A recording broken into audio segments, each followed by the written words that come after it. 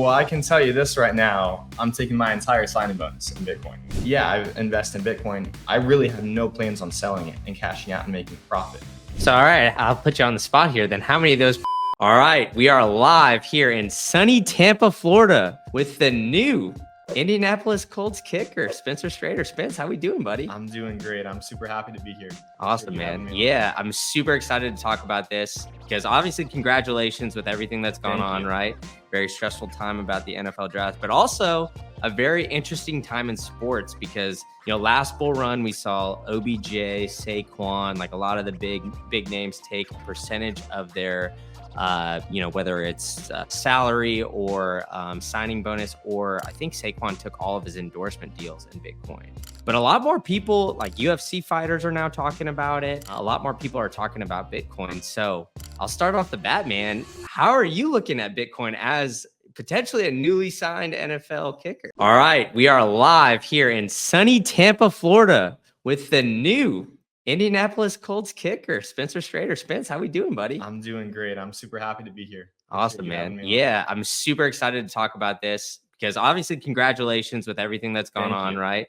Very stressful time about the NFL draft, but also a very interesting time in sports because, you know, last bull run, we saw OBJ, Saquon, like a lot of the big names take a percentage of their whether it's salary or signing bonus, or I think Saquon took all of his endorsement deals in Bitcoin. But a lot more people, like UFC fighters, are now talking about it.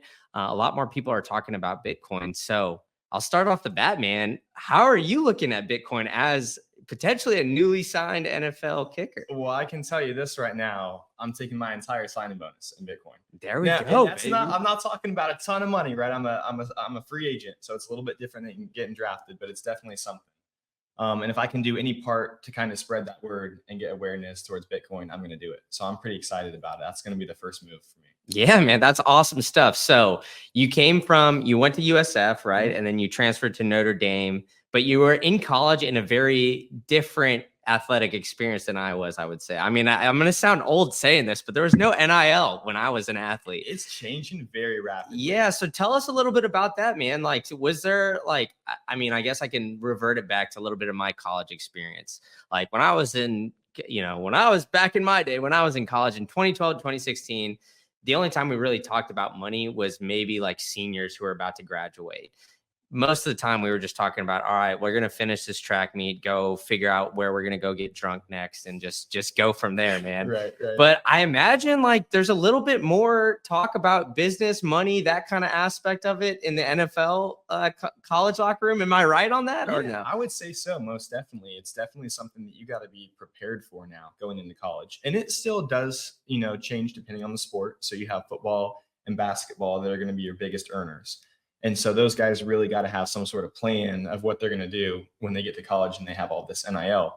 And so it was something that we talked about in the locker room quite a bit from my experience, both at USF when we really didn't have much NIL at all. And then at Notre Dame when I would say we were on the higher end of the NIL spectrum. Yeah. Okay. So then like, what were those conversations like? Were they more like, hey, you're going to make this much if you come here and if you play whatever bonuses or whatever it is? Or is it more like, hey, like the reality of the situation is a lot of you guys, like maybe 1% of you is going to go to the league. You guys have a golden ticket here where you're playing at a big major university. You're able to, make a lot of money for an 18, 19, 20-year-old kid. So spend it wisely. Like what was kind of the framing of that conversation? Well, it's definitely becoming much more business-like you're working the job. And so I was blessed to kind of experience the whole variety of NIL because my first couple of years at USF, we had nothing. There was no NIL legislation that was passed at all. My junior year, there was a law passed that you could now make money off of your name, image, and likeness, meaning that you were free to have a business. You were free to sell merchandise. You were free to do advertisements, whatever kind of circled around you making money off your name, image, and likeness, you were free to do. So that was cool because then you could go pursue deals as an athlete. But again, you're only talking about those top guys that are in the spotlight that are able to actually do that. Unless you're kind of outside of the box thinking, maybe you got a unique name, maybe you got something different about your personality. that it makes you able to capitalize on a deal, you are free to go out and make money off that.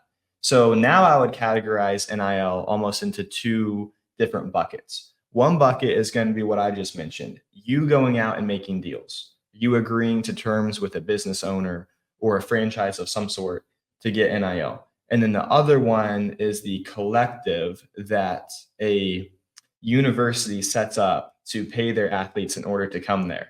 And there's some yellow tape around that because it's still illegal for programs to pay athletes to come and play. So usually it's done through a third party that's associated with the university, but is not the university paying those athletes, because it still is illegal for a football program to pay their athletes to come and play there. Yeah, makes sense. Makes sense. Yeah, I mean that's always been intriguing to me because it's, I mean, I don't know, it's been illegal, right? But everybody has kind of known that. I mean, like Arian Foster, he has a podcast on Barstool, and he talks about it all the time that he was paid under the table at Tennessee. I mean, it's been going on for, you know, a long period of time. SMU had the death penalty because they were paying a bunch of people. So, I mean, the money behind college athletics has been huge, right? And like college athletes are just now kind of being able to, you know, I guess in a sense, capitalize off their name, capitalize off of, you know, 80,000 plus in the stadiums, right? In South Bend and those snowy days that I'm sure you had out there kicking and whatnot. But like what kind of resources did they give to you? And, you know, did it differ from any sort of, I guess, like traditional, I guess, like business kind of classes or education in that sense, where they were, you know, maybe teaching you a little bit about more of like money investing, that kind of thing? Or is it still kind of lacking? So that's a really good question. And I think that this is the positive effects of NIL are going to come out here, because a lot of people like to talk about the negatives. Oh, you got these 18-year-olds making all this money. Well, how are they equipped to handle that? You know, how do they know how to spend their money, how to invest it? Well, schools are incentivized to give them the resources that they need to capitalize on that money. If you're a program like Notre Dame, you want your athletes coming in and being incredibly responsible with the money that you're getting. So you're setting up investment classes for them. You're bringing in, you know, guest speakers, businessmen, former athletes that have gone on to the NFL that have had to learn how to handle their money, and you're exposing them to the resources that they need to be smart with their finances. And schools are incentivized to do that. So you have one school starts doing that, well, then all the others start to as well. So that's the business aspect of it that just happens when you have a free market, is these schools are now doing things to help their athletes manage that money effectively and put it towards good uses. Now, was there any talk about, you know, obviously we had 2020, right? Inflation, which is absolutely crazy. Was there any talk about that, the massive amounts of money printing, like what potentially could happen, what potentially could come out of that? Or was it kind of lacking at that time? I would say, unfortunately, in general, most of the financial literature out there is not coming from an Austrian perspective. It's not coming from a principled economic standard. I was very blessed to study Austrian economics from a very young age. So I knew how to cope with inflation. I knew what I wanted to invest in, how the government was manipulating my money and what to do to protect against that. That's still not something that's talked about super heavily. I would say it tracks just the general knowledge out there. So you go to these classes, it's not specialized on how inflation is affecting your savings and everything. I wish it was. It's just more standard protocol, standard financial knowledge. Okay, so then bring us into how you found Bitcoin and kind of got into there. Was it something, I guess it sounds a little bit more around the like the Austrian kind of aspect of it then, is that correct? Yes, it is. And so my dad studied at Ball State University. He double majored in computer science and history and finished first in both his classes. Oh, there we go. Very smart individual, but he would always tell me that he didn't even begin to learn until he was graduated from college and he found Austrian economics. So he found the Mises Institute that was started by Lou Rockwell in memory of Ludwig von Mises, who was a pretty popular Austrian economist that came over and wrote some really good books. Human Action, I think, is his most popular.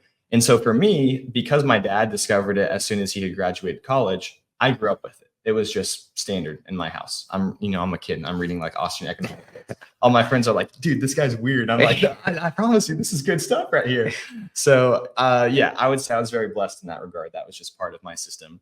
And then we officially found Bitcoin in 2014 when my family and I were living in Austin, Texas. And my dad had hired on an intern for his company who was running a Mises Institute startup at the University of Texas. He's like, man, this is a guy who's running the Mises Institute. He's obviously into Austrian economics. I want to hire him as part of my company. Wow. The only thing that this guy would talk about was Bitcoin. Really? That was it. So he's Bitstein. He's really popular on Twitter now. Okay. Yeah. I'm sure that you've heard of him. He's been out to Tampa actually for some events. He was the one who introduced us to Bitcoin back in 2014. Okay. Wow. Actually, the first time I heard about Bitcoin was from one of my buddies who went to, this might be dating me, but 2012. So in 21st, the month going to end, but it just so happened to be birthday. And so why don't we just go get drunk with the boys, go party it up? So we go there to it for a second, and I come in to us, and he's going to the business school at UT and talk to us about the future. I'm like, really? It's just like a lot of cool stuff. I'm like, it's like, yeah. And then I didn't hear about Bitcoin again for like years afterwards after that. But I saw him like fairly recently, and he still hasn't bought in Bitcoin. So I don't know like what is going on. He's like well behind me now. So I mean, I don't know. Well, like we were kind of the same way. So you know, this guy is like talking to us about Bitcoin all the time. And at this point, Bitcoin's maybe $150 a coin. And we're like, what is this guy going on about? Like, what is all this cryptocurrency, blockchain, all this stuff? So it took us a while to actually adopt Bitcoin and see its use case, not only as a finance, you know, for the world, but also just as a way to save, to hedge against inflation, and to ultimately make this world a better place. I think that's its biggest upside. No, 100%. So we didn't officially start buying into Bitcoin until probably 2017. It took us a little while to get. Yeah, I feel like it always kind of takes everybody a little bit, right? I always talk about like the touch points, right? Because I think, you know, you have to be the first time and just buy it, right? I mean, it's like, all right, you know, if somebody says buy Apple stock, obviously it's not financial advice or anything like that. But if somebody says buy an Apple stock, like I would say everybody in the US probably has heard of Apple, right? They know an iPhone, they know a MacBook. If somebody says buy an Apple stock, they could buy it from the first time somebody telling them to do it because they're like, hey, you know, I've seen this all the time. But if somebody had never heard of Bitcoin and then they're like, hey, buy this like magic internet money, and they just go and do it, I would be shocked. Yeah. So, I mean, I'd be interested to hear like kind of like how the conversation is when you first kind of get into the locker room, you know, with the Colts and whatnot, like as this develops throughout your career, if you're going to be like the crazy Bitcoin guy, or if there's actually like a wider population. Because I had Vince Beagle on. He's now I think he's not on a team right now, but he was on the Ravens, and he tore his Achilles last year. But he was telling me he would say about like 10% of an NFL locker room knew about Bitcoin, had some Bitcoin, and like was like interested in cryptocurrency, which I think is like astronomically higher than the overall percentage of the population. So I guess this is a long-winded question to get to. Like, why do you think that athletes are maybe more inclined to get into it? Is it because of like all the money? Is it maybe because of, you know, the people they have around them? Like, what would you kind of equate to that? Yeah, I think athletes in general sometimes tend to be kind of outside the box thinkers. I mean, just the pressures that you face, the environment that you have to navigate, it has a tendency to put a lot of self-responsibility on you. There's a lot of, I have to make decisions for myself. I have to be able to gauge these situations. And so sometimes there's this image portrayed of athletes as the only thing that they're good at is sports. And they're dumb in all other categories. And they can't do anything. It's a stereotype. Maybe sometimes it's true. But to my experience, a lot of these athletes that I was around were at least good-hearted and good intentioned and wanted to figure out ways to manage their finances, even if they didn't know the specifics or hadn't been raised in a system that gave them all the tools to do that. So most of the people that I knew in college football at USF and at Notre Dame had heard about Bitcoin. Very few of them understood the fundamentals behind Bitcoin and why you wanted to buy it beyond just this stock type thing that goes up and down and I can make money off of it. So that was my job. That's where I came in. And I really tried not to be just the crazy Bitcoin guy that was always like, but explain the fundamentals of why you want to buy into this, what inflation does to your money, and why this can be a secure investment moving forward. So, all right, I'll put you on the spot here. Then how many of those teammates do you think you convinced to the other side and now are like Bitcoin psychopaths? No, a decent amount. And this is funny you bring this up because I just was at the Bucks Pro Day recently. A lot of guys from South Florida went to the Bucks Pro Day because you're able to go to pro days that are in your vicinity. And I met up with them. And they were like, dude, Spencer, like, I remember when you were telling us about Bitcoin back when it was like 15 grand and now it's 60. And they're like, I wish I bought in like when you told me about it. And my whole message was like, guys, there's still time. Like, don't feel Yeah. like you lost out. Like, there's still time. It's still at a low dollar cost average. Just buy and save. And so I think that was an awakening for that specific group of guys that, hey, I mean, Spence was onto something in this particular Yeah. situation. Maybe I'll kind of dollar cost average. I'll get into it a little bit. Everyone has that awakening. No, I mean, I think it's funny you say that though, because I think it's the number go up, right? I mean, I like as much as like Bitcoiners kind of want to say one Bitcoin equals one Bitcoin. I think like for the American perspective or the West perspective, where we have the dollar, right? I mean, we don't really have to think about inflation too much. I mean, obviously, Bitcoiners are crazy. We think about it all the time, right? I mean, we see it. And 2020 was a unique period and 2008, right, where we've seen inflation run rampant 2 times pretty significantly in our lifetime, where a lot of people don't really experience that. And so I think like from the average person, they have the whole coiner bias where they think like, oh, I want to buy a full Bitcoin and it's at 60 grand now. And I don't, I'm not going to be able to just dump in. Or they're just like trying to time it like a stock where they think like, oh, it's going to dip at certain point. Cause I have a bunch of friends that say the same thing. They're like, oh, I wanted to buy it and it was at 35 and I wanted it to go down to 30 and I didn't buy it yet. And then I lost my chance.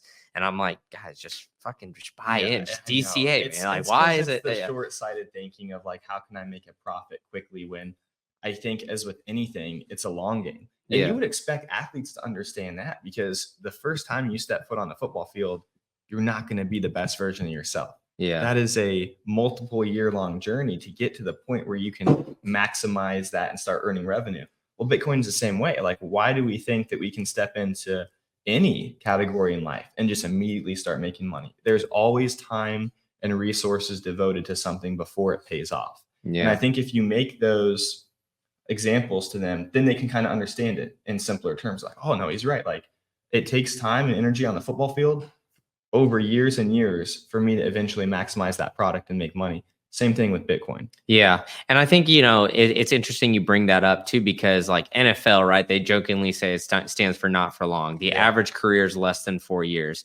And you got to think like, right, you spend your basically, since you're 6, 7, 8 years old, training all this time to basically maximize the amount of like 3 or 4 years, on average, right? I mean, not everybody's going to be a Tom Brady that's in the league for 15 years plus and whatnot. I mean, like best case scenario, a lot of these people are in like for 10 years, right?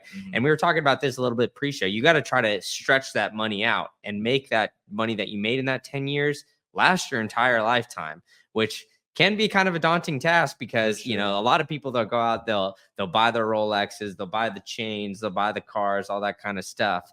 So, I mean, I guess you already kind of talked about taking your signing bonus in Bitcoin. Like, what other measures are you going to try to take in order to, I guess, like kind of avoid, being, what was it, the statistic of, a lot of athletes potentially going broke, like shortly thereafter their career? Like, is there anything outside of Bitcoin that you're looking at to kind of, I guess, protect your wealth? Are you looking for the best way to store your seed phrase? Well, I've got it for you. It's Stamp Seed. They've got the #1 punch place where you can order a full-on package where they've got every single thing. They've got all the letters. You could just get it in there.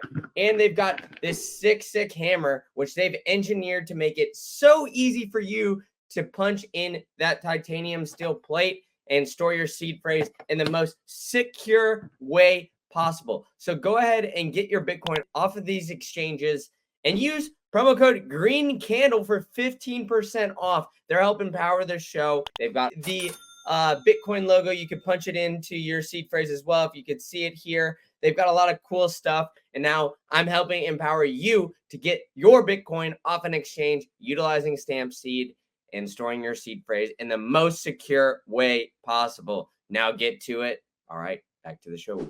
Oh, no doubt. So I'm a big entrepreneur. I like to look at value in all sorts of situations. And so I was always intrigued with real estate from a pretty young age. So when I was at South Florida, I really started to make some strides into saving and investing for the future. So I went into USF in 2019 as a true walk-on. I wasn't recruited at all. I had just gotten back from spending a year overseas playing soccer. So Oh, it was wow. like this crazy new transition. I was lucky to have an academic scholarship, so I didn't have to pay anything to go to USF. I lived at home, so I would save on rent, and I would work at the sports complex with my sister. We have a private Jeez. training Yeah. company. So this money that I was making from my job, I would literally just put into index funds, Yeah. just savings. And I didn't have any rent. Football took care of all of my food, and I was on an academic scholarship, so I didn't have to pay for school.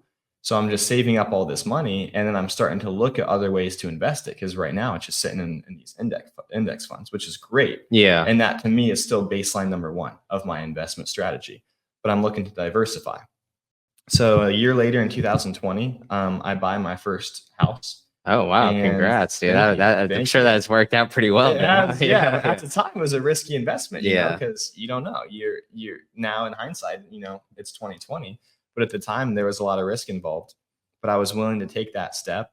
I bought the house. I lived there for maybe 3 months, and then I moved back home and kept working, because I'm like, man, I'm just looking to maximize these pockets of time. Mm. So at that point, I rented my house out to all my football buddies.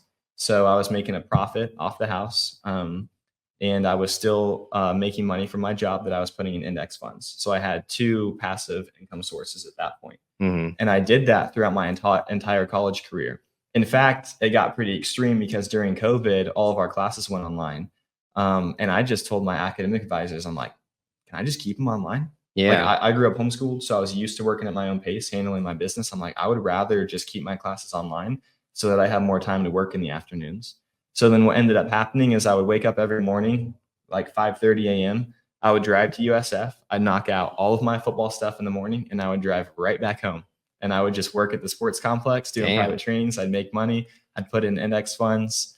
I bought that real estate investment. I bought a Tesla so that I wasn't paying any money in gas, and I was just saving money that whole time. My man Spencer the dog over here, dude. You're grinding. Again, when you come up, when you're brought up with an Austrian mindset on how to save money, on how to prepare for the future, it's literally like a superpower. It just gives you an advantage. So then when I went, in my junior year, I did get put on athletic scholarship. So at that point, I was making money through COA, cost of attendance checks. Basically, they give you money it's more money than what it would actually cost to live, but they just call it like cost of attendance. COA. Yeah. So at that point, I was taking my cost of attendance checks and I was putting that in savings. Yeah. So I was literally making money from USF, because I was on athletic scholarship. I was making money from the index funds, and I was making money from real estate, and I was making money from the private training job. And I had, again, very, very low living expenses. Yeah.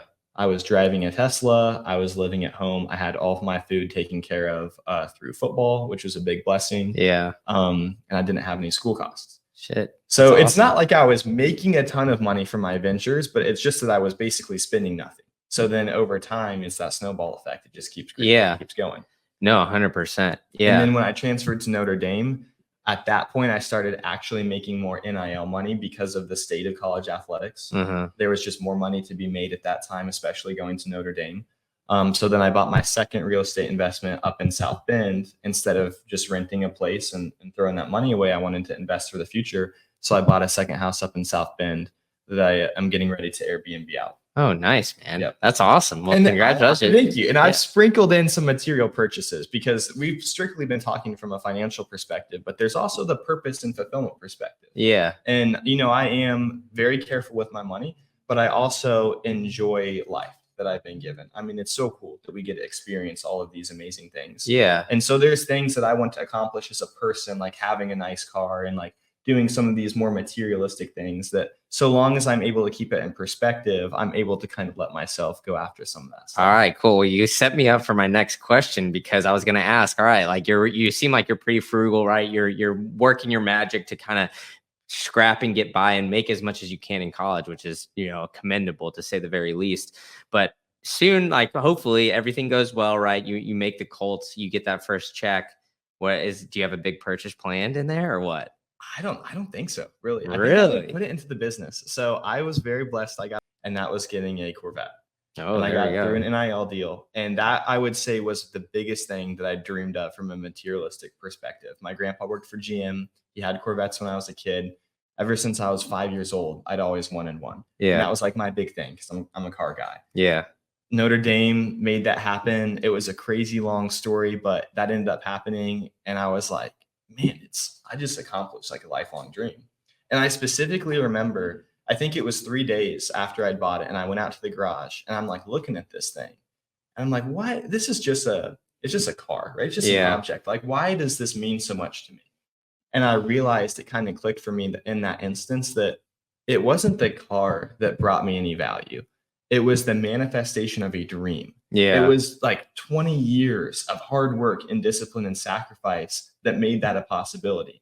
And that's the way that I wished that people looked at the materialistic stuff, like the big houses and the big cars. There's nothing wrong with that stuff in of itself if you look at it like it's purposeful. Yeah. Like you're doing it for a purpose. You're accomplishing something that you set after. When you're just willy-nilly purchasing things and you're just doing it for the flash, for the social media image, to show and flex that you got money, that's when I think you have an issue. Yeah. But if you're able to keep those things in perspective and enjoy the manifestations of your labor, then yeah, go out, get a nice car, get a nice house, you know? No, I mean, I agree with that too, because I think, we run into, I don't know. I mean, I do it right all the time right now, right? Where I run into like, shit, man, I'm not purchasing enough Bitcoin. I'm not, saving enough. But I'm going on like traveling to a bunch of these conferences. I'm interacting with a lot of people, and I'm just like, I keep having to tell myself, all right, I'll come back around. Right. But I'm enjoying what I'm doing now. So, that's, yeah, I guess like money, happiness has a cost, unfortunately. Right. I mean, maybe like money doesn't necessarily buy happiness, right? But it's a lot of things like, it buys freedom, it buys a lot of, aspects of things that people don't like to equate with money. But I think, the more I think about Bitcoin and the more I think about, that kind of, I don't know, the journey that it's taken me on, it's like, well, money affects so many different things of our lives, right? I mean, we have the Florida Beef Initiative down here. We have a lot of things, that are kind of, I guess, Bitcoin adjacent is how I like to describe it, right? People talk about being self-sovereign. At the end of the day, I think just being able to earn money or, save in Bitcoin allows you to have your own personal freedom, which brings, I don't know, it's going to bring me happiness. And I can tell that from the future, just from that. 1000%. So, and I think like a lot of people, like, I mean, you get the 9-to-5 grind and people think like that's how you're going to bring happiness, is just working harder for somebody else to make money off you. And I don't know, for me, I just don't see a way that I could be personally fulfilled doing that. You have to find something that brings you purpose. Yeah. Like there is no point to making money if it isn't for a purpose. And that's why you see consistently that some of the wealthiest, some of the richest, some of the people that have the most from an outside perspective are actually the most broken and desolate on the inside. Yeah. Because they don't know what they're working for. There's no fulfillment in it. And if that becomes the dream in itself, it's scary, but it doesn't bring you much. And that's kind of the realization when I was looking at that car, is like 20 years and it happened. And I had this like weird epiphany of like, well, it wasn't the car at all. It was the dream itself. And so for me, that's why Bitcoin is so awesome, is that, yeah, I invest in Bitcoin. I really have no plans on selling it and cashing out and making a profit, because it's all about what you talked about. It's supporting the beef initiative. It's bringing people together. It's how can Bitcoin make this world a better place? That's why I want to invest in it. That's why I want to draw attention to it. Yeah. So people have to look at the purpose and the fulfillment and what drives them as an individual, as opposed to just money in of itself. I gotcha. Yeah. I mean, that's great. That's super powerful. So like with that, right? I mean, obviously NFL, it's a lot of bright lights, a big stage, right? I mean, a lot of people haven't heard of Bitcoin, but we do have a few other NFL players kind of speaking out about it. I think it's Demario Davis of the Saints. Sorry if I botched his name. Another guy who just kind of recently came out, obviously Saquon Barkley is a big one. OBJ. Russell Okung. Yeah. Was one of the founders. Yeah. He was one of the big ones. He was the first that kind of like tweeted out, pay me in Bitcoin. And now he's like all into fasting and everything like that. I think, I don't know if you've seen his transformation, but he went from like NFL lineman, 300 plus pounds to, I think he's like 180 now. Just like, yeah, it's insane. But yeah, so how do you I guess like anticipate outside of just taking your signing bonuses in Bitcoin, how do you I guess plan on using your platform, using the NFL, like that kind of audience, the bright lights and what have you, to kind of I guess help spread the word about Bitcoin? So my purpose will always be as a Christian first and foremost. Yeah. And that's just because it goes along with the things that I talked about, where I'm obsessed with this idea of making the world a better place. Because I can't imagine that at the end of the day, like I get somewhere and it's like, oh my gosh, like all of that was in vain. All of the riches that I amassed, all of the properties I had, all the cars that I had, all of the fame that I had on an NFL standpoint was literally nothing, like dust to dust. The only thing that is going to bring me like true satisfaction and happiness is if I genuinely make this world better. Now, I think I can absolutely do that through all of those other things, right? Through the NFL, through real estate investing, through saving in Bitcoin, through having properties. That's a vessel to accomplish my deeper purpose, which is leaving this world better. And to me, I think everyone has that inside them a little bit. So that's kind of why I think you see guys in the NFL come to that realization is like, to those guys, that life that is oh so glamorous, that's just their life. It's pretty normal, honestly. Like I'm just the same me that I was at every stage. Yeah. I just have like a little bit more stuff and a little bit more knowledge, but I'm still me. That's how those guys feel too. And so I think to them, it's like, oh man, like I have all this stuff. Like, what am I going to do with it? Like, I do want to spread the message of Bitcoin. Like, I do want to get that out of there. And I think more people would do that if they just had the knowledge. Some people, they just don't have the knowledge yet, and that's okay. But it takes those guys to kind of start to get the gears turning a little bit and start to pepper in bits of information here and there to slowly create that snowball effect of momentum of like, hey, we can do something more than just run around on a football field and cash checks. Like there's something deeper behind it. Snap next cash checks. Yeah. Baby. There we go. There we go. Exactly. But all right. Well, we just had the draft, right? So you're signed with the Colts right now. So talk us a little bit about like the next upcoming few weeks. This podcast is going to come out a little bit later after probably when you're in training camp or whatnot, or I don't even know when training camp starts. So maybe rookie mini camp or whatnot. So tell us a little bit about like what's ahead for you. Yeah. Are you looking for the number one place to find all the information you can about Bitcoin, whether it's price, whether it's hash rate, whether it's the latest up-to-date things outside of Bitcoin, whether it's nation state adoption, what have you? Well, I've got the place for you. Check out bitcoinnews.com. They've even got the number one newsletter in the game when it comes to Bitcoin because it gives you all the up-to-date information on every single thing that happened in the past week. That'll come to your inbox every single Monday morning. You could sign up using this code right down here or this link. It's also in the show notes. So come join me and thousands of other people that are getting the most up-to-date information from bitcoinnews.com and their newsletter. All right, let's get back to the show. Yeah, well, it's all brand new. So the draft just happened a couple days ago. So I'll be headed up to Indy in about a week, which I think is gonna. We'll go to rookie minicamp first. Then we'll go into like OTAs, and then from there you transition into the preseason, and then you go into the regular season. And I think one thing that's important to note is that when you're in a position like me, I might only be with the Colts for a couple months, and then I might be on a different team. Because obviously my goal is to step in and win the job and do the very best that I can and be the Colts starting kicker next year. But if you're going as a free agent, that means that they also have a guy there as well. And that guy's traditionally, league veteran on a multi-million-dollar contract. He's the one that you're trying to beat out. So that's why it's so important for me that I just go in and I just do the best that I can every day. Yeah. That I have a great time, that I maximize that opportunity. And then I just trust that God has a plan for me that might extend beyond the Colts. So I might only be with them for 3 months, and then I might be in California. You don't really know. It's a very transitory period of life. There are a lot of stressors and pressures involved, but it's also a blessing as well. But yes, the timeline for me right now is rookie minicamp, OTAs, preseason, and then hopefully the season somewhere. We'll see. Yeah, I mean, that's awesome. Yeah, I mean, like you said, I mean, we were talking about this a little bit at the Bitcoin halving party down here in Bitcoin Bay. There's only 32 kickers, right? I mean, it's a very small amount of numbers, right? I mean, like any other position in the NFL, there's multiple, except for maybe like long snapper and whatnot. There's like a few just very special like positions where there's only one on each team really being held. So I guess like, how are you kind of mentally preparing yourself for that as you're going forward? Yeah, I think the important thing to keep in mind is that you have to understand what a gift and a privilege it is to even have this moment. Yeah. Like if you're so obsessed with the idea of beating someone out and making a team and sticking in the league, I think that you lose the driving factor behind why you're doing it in the first place. Like for me, I'm doing it for a couple of reasons. One, it's to give my faith a platform and to give the things that we're talking about in this podcast a platform. Two, it's to pursue the extent of my athletic abilities. And then three would be to create a living for myself, but that doesn't have to be through the league. There's many Yeah. ways to do that. But it's just enjoying this moment and this gift that I've been given.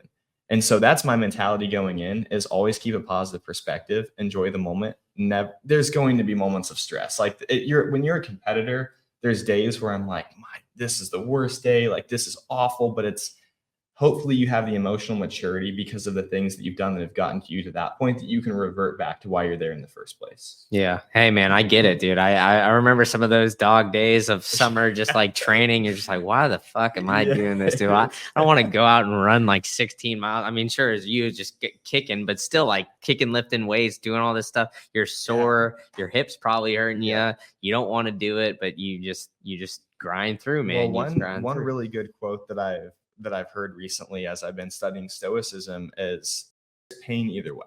Yeah. And the pain that comes from action and doing something like running 16 miles or trying to make it to the NFL, it's right there and you see it, right? It's a physical pain that's right there. It's the mental anguish of like failing, it's the pain of getting cut, being told that you're not good enough. Like everyone feels that and it's obvious to see.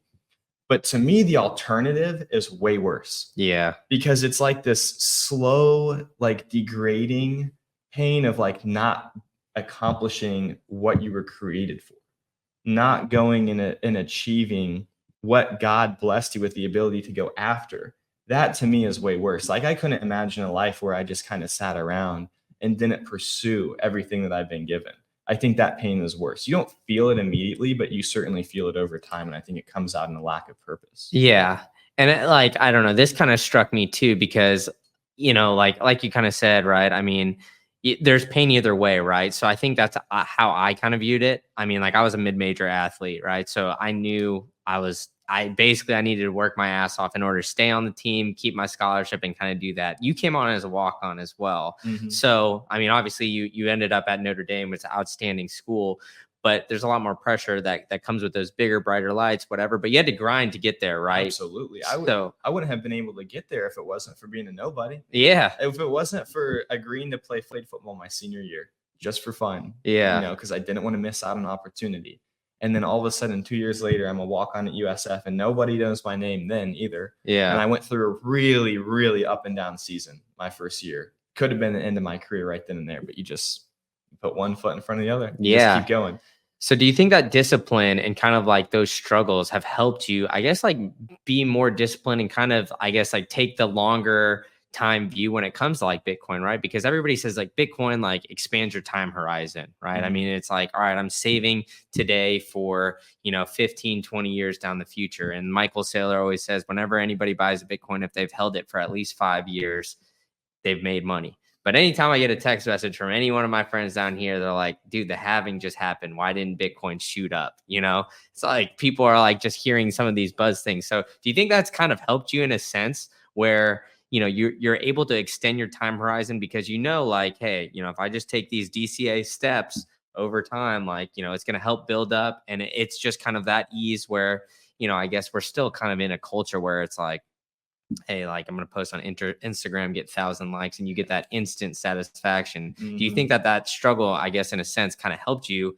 lengthen your time horizon over things and kind of stay more disciplined? Most definitely. And I like the word that you use. Like, unfortunately, we do kind of live in a culture where there's instant gratification. And if you don't get the effects of your labor immediately, well, then I'm not going to do it. There's no point to it, right? Screw this. And it's like, well, in reality, all good things take time. Mm-hmm. And I think, like I did have to go through a lot of painful moments in football to then get some of the good moments of it. Same thing with investing. So I think that those patterns apply across nature. And Coach Jeff Scott at USF had a really good saying where he said, how you do anything is how you do everything. So the same premise of, grinding day in, day out on a football field apply to your relationships, to the investing. It kind of goes all hand in hand together. I think recognizing patterns is a pretty important skill to have. I gotcha. I gotcha. Yeah. So, I mean, I definitely agree with that. But I mean, you're obviously, a better athlete than I am. But I mean, I think like kind of like where we started was pretty similar, right? Yeah. I mean, it's like still that grind of getting to where you're at today, and hopefully where you continue to go. Is it just kind of takes that discipline and going through there. And I think that's what gets lost with a lot of people, especially like during this bull run. That's what I'm going to try to stress with people the most is like, hey, they're all looking for the next Bitcoin. They're all looking for, I mean, I got a text the other day like, hey, dude, is this XRP thing the next Bitcoin? I'm like, dude, get out of here. Yeah. Don't even mess with that. Just buy it. And they're like, well, I think I missed my chance. I'm like, dude, I'm telling you didn't. Yeah. But you're just gonna have to figure that one out for yourself. Right. So like when you go into these NFL locker rooms, do you think you're going to get a little bit of shitcoinery out there? Like, well, what's I guess the initial thought with that kind of? Yeah, always. You think it's human nature to want it's human nature to want fast results in anything. Yeah, like, it just is.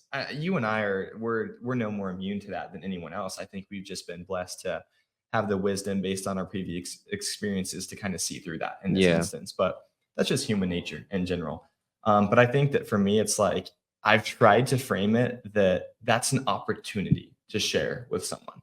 Like that's an opportunity to make a physical, tangible difference right then and there, instead of just being like, oh, like another person that just wants to get rich quick. And it's like, I've really tried hard recently to not overlook the small details just because I'm so obsessed with where I'm going. It's like, well, where I'm going doesn't matter if I'm not making a difference right now. Yeah. Right here and now. It doesn't matter if I go be this great NFL player and do all of this stuff if I'm not a good person while doing it, if I'm not making a difference day to day. That just can't get lost. Yeah. All right. So then, let's move on to a little bit more football questions, right? Because, so I mean, I'm a Bears fan. You played at Notre Dame, so you played against my guy Caleb Williams. Is he going to be the truth or what, dude? Are you looking for the best way to orange pill your friends and family? Well, I've got a way for you that's got a little bit of a nostalgia factor. I've got Bitcoin trading cards. They've got the Genesis pack. I've got an open pack right here, sitting here, where you can hand out a bunch of these cards with some great artwork. We've got tyranny. We've got fear, uncertainty, and doubt right here, the FUD card. So we've got a lot of great things to teach you a bunch of lessons about Bitcoin in the current space. And they've even got some cool things of cool people even doing some stuff in the Bitcoin space. I've got the Bitcoin racing card here, even signed by my boy, Chris Primetime McKenzie. So you can get all of that at btc-tc.com. Use promo code GreenCandle. You can get 10% off your entire order to orange pill your friends and family and collect some cool artwork of people that are doing some awesome stuff in the Bitcoin space and help spreading that orange pill around the globe. All right, enough from me. Back to the show.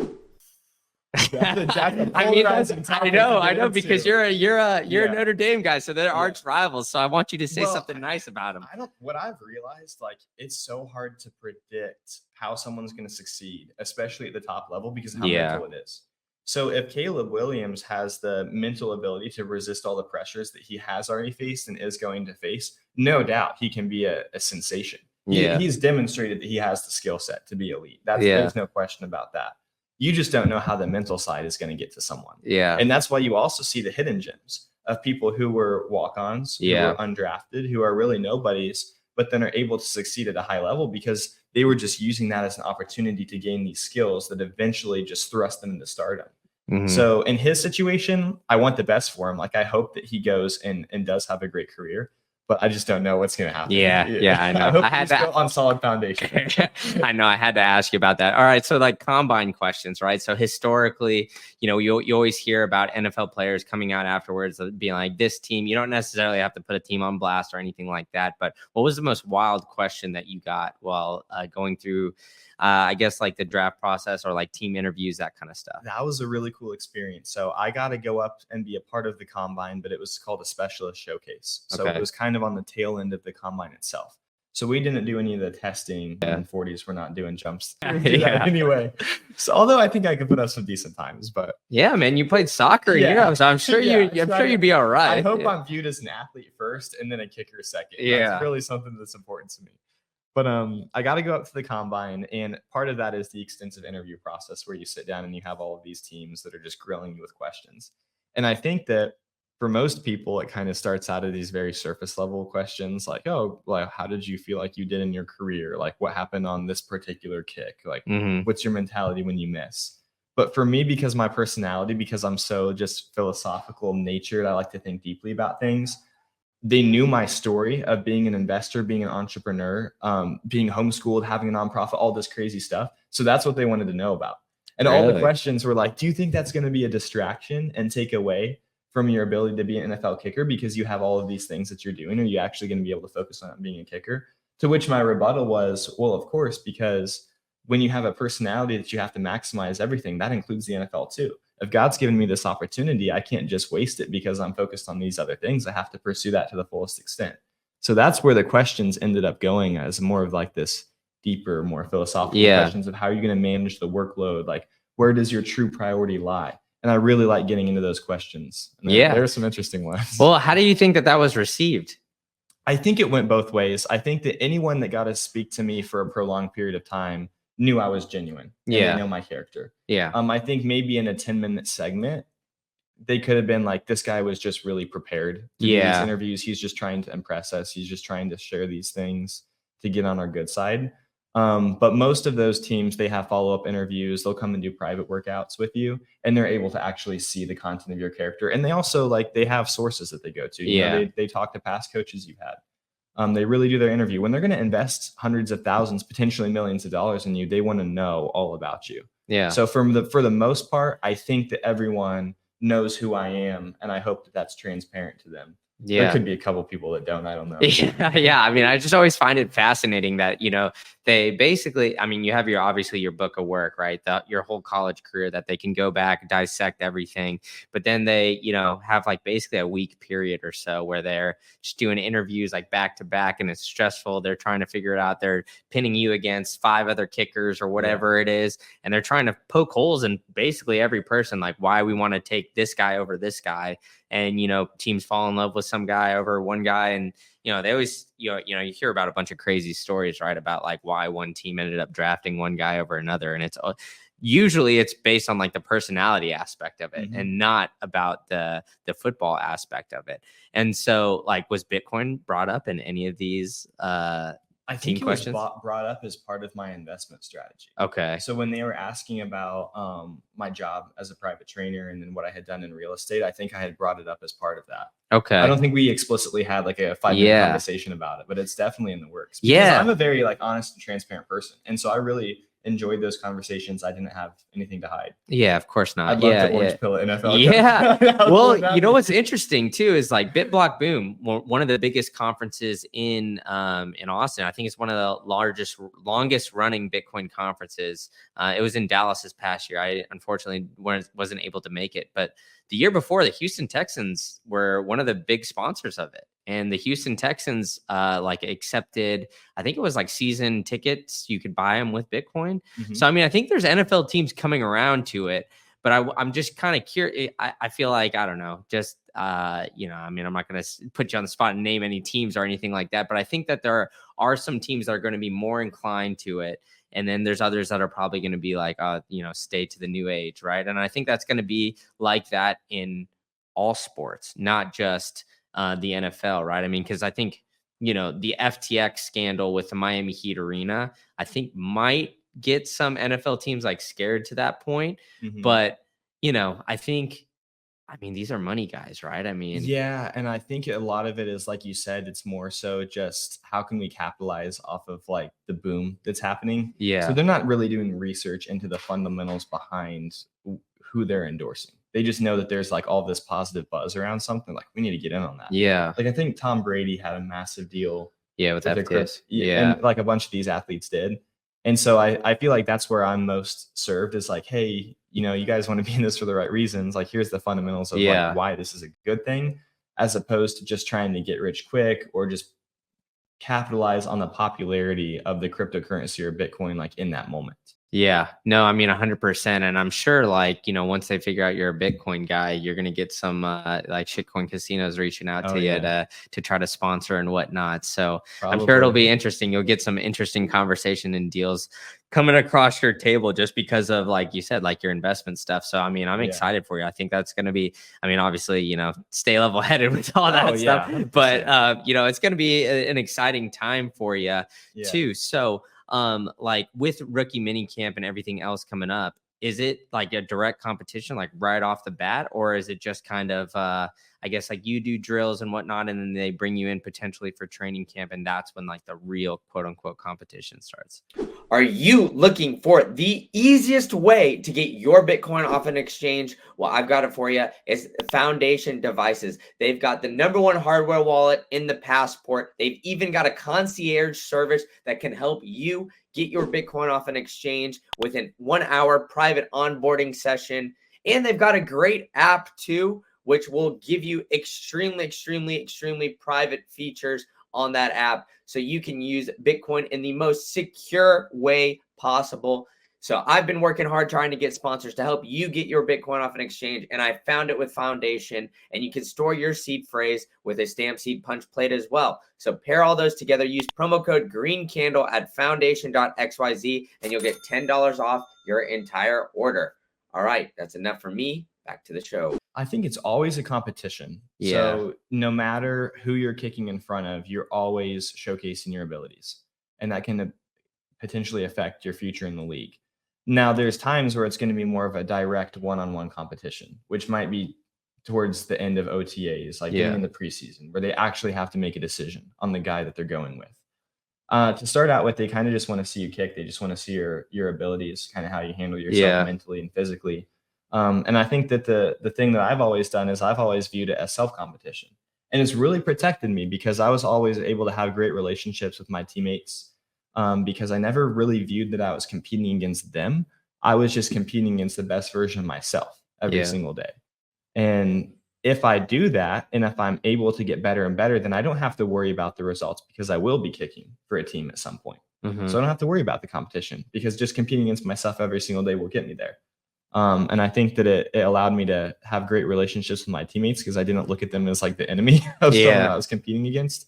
And just in general, like building competition against yourself, it came out in other areas of my life too. Like I want to be the best version of myself in all areas. Yeah.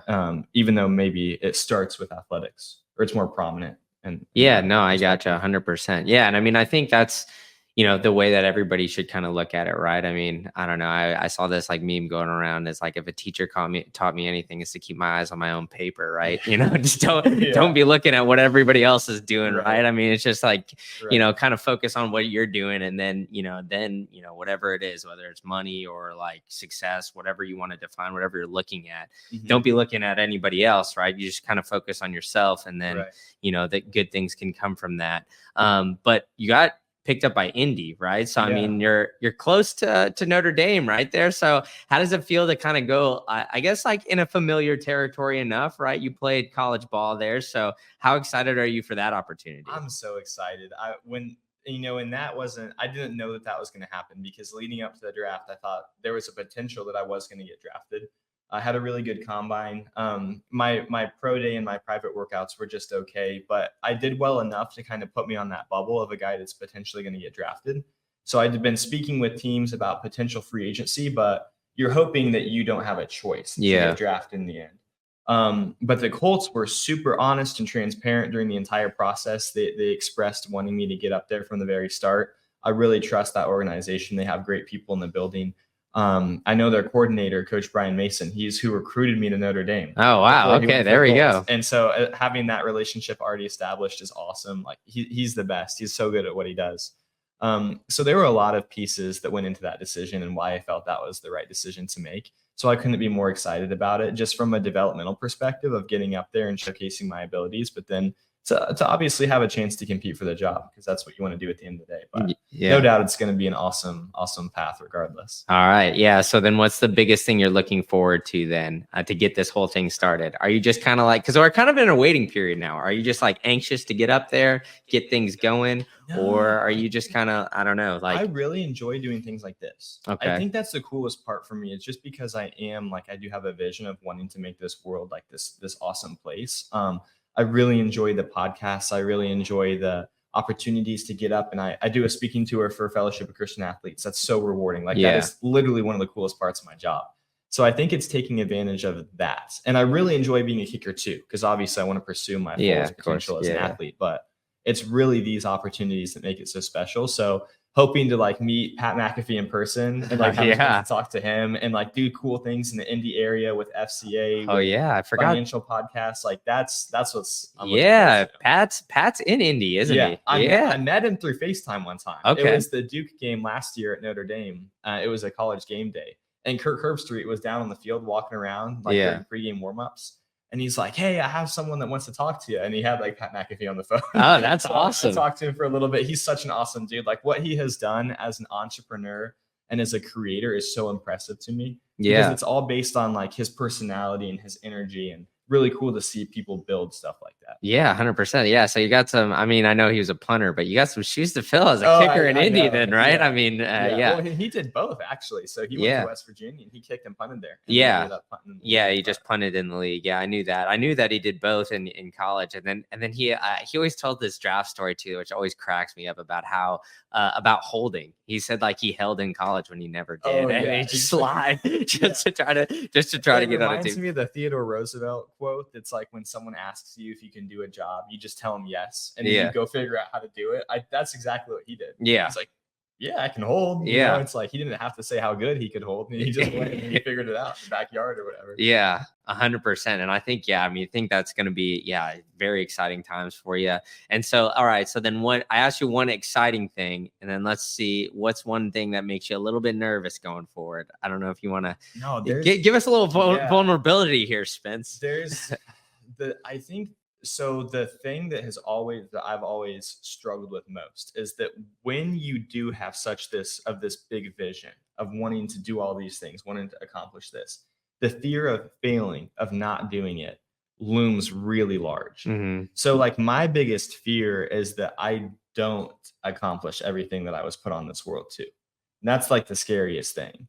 So it's never gotten to the point where it's paralyzing, right? Because it goes both ways. It's like it is also what drives me to go and want to do these big things, is because I just can't let that win, right? I can't let the fear of not accomplishing, not reaching my fullest potential get me. I can't let that win. So it keeps me going. But at the same time, it's always there. And then when you have bad days, when you have off days, when you wake up, you don't get much sleep, like who knows? Like sometimes it's more prevalent than other days. And those are the days where you really got to rely on something deeper. Like you have to rely on a foundation to get you through those moments. Yeah. So there's no like one aspect of pressure that's going to be hard to face. It's not like one preseason game, like one kick in front of the Colts. It's more of just like that deeper sense of, am I going to be able to accomplish like everything that I was put on this world to do? I gotcha. Hey, man, I think everybody's got that. Everybody that's driven, I think, kind of has that fear, like deep inside of them, that just kind of keeps them going. I know, like, I mean, I have that every now and then too, where I just like freak out a little bit and like, oh shit, am I doing enough? Yeah, you're like, what am I supposed to do? Like, that kind of aspect of things. But Spence, dude, you've been very generous with your time, so I appreciate it. You. Why don't you tell everybody in the Bitcoin world where they can follow along and follow your career, all that kind of stuff. Plug some social media handles, maybe what else you got going on. For sure. Well, I'm trying to grow the social media right now. So that's kind of like my next big step in growing my platform. But right now I'm pretty active on Instagram. It's just Spencer_Shrader. I have a Twitter account too. I'm going to try to kind of link everything so that everything's putting out the same type of content. But it's really just my Instagram right now. And then, you just type my name in, follow along, hopefully I have a YouTube channel at some point. We'll get some other stuff going. Yeah, for sure. Yeah, we got some cool videos planned. I'm sure by the time this comes out, some of those will already be out as well. So I'm excited to get those going. And Spence, thanks so much, buddy. Awesome. Thank you. Appreciate it. All right. Thanks so much for tuning in to this great episode. If you enjoyed this one and you want some more content, click on the link right here and check out my latest interview with Tom Luongo. We get into it all. If you've known Tom, he's a wild one, so stay tuned. And if you found some value in this podcast, please smash that like button, hit that subscribe button so you get notified of the next videos. All right, I'll catch you at the next one.